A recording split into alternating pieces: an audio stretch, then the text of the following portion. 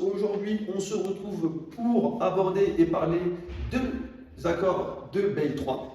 Les accords de Bâle 3 reposent sur trois principes majeurs et principaux. Donc on va d'abord s'attarder sur le premier principe qui est de renforcer le capital des banques, donc en commençant par renforcer la qualité des fonds propres détenus par ces dernières.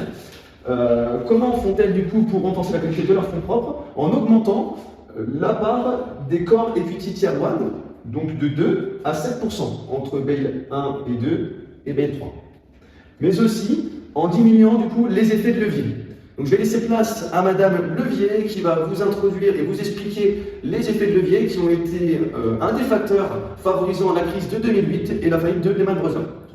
Madame Levier, c'est ça. Alors bonjour la Finance. Alors l'effet de levier c'est quoi? C'est quand une entreprise ou une banque s'endette pour pouvoir investir ou dans le cadre d'une banque pour pouvoir accorder des prêts à ses clients. Et en fait les banques elles ont très peu de fonds propres et donc si jamais il y a une perte, une crise comme pour les Lehman Brothers, et la banque aura peu de fonds propres pour pouvoir éponger ses dettes. Alors, maintenant nous allons voir la deuxième dimension des accords de Bâle 3 qui est d'encadrer la liquidité des banques. Donc comment faire pour encadrer la liquidité des banques? En introduisant un ratio de liquidité à court terme qui s'appelle donc le LCR. Il prend en compte les actifs liquides au numérateur, donc c'est-à-dire les titres souverains plus les dépôts en banque centrale détenus par les banques commerciales, et on divise le tout par les sentinelles de trésorerie à 30 jours.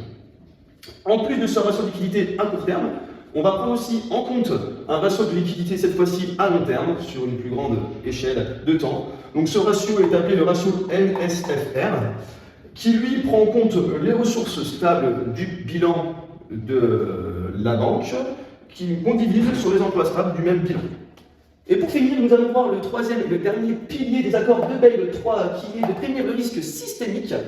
Tout d'abord en utilisant des champs de compensation pour les produits dérivés, de plus en renforçant les exigences de fonds propres pour les expositions entre institutions financières, et enfin en envisageant une surcharge en capital pour les institutions systémiques pour éviter que les pertes d'une institution systémique entraînent la perte des autres institutions.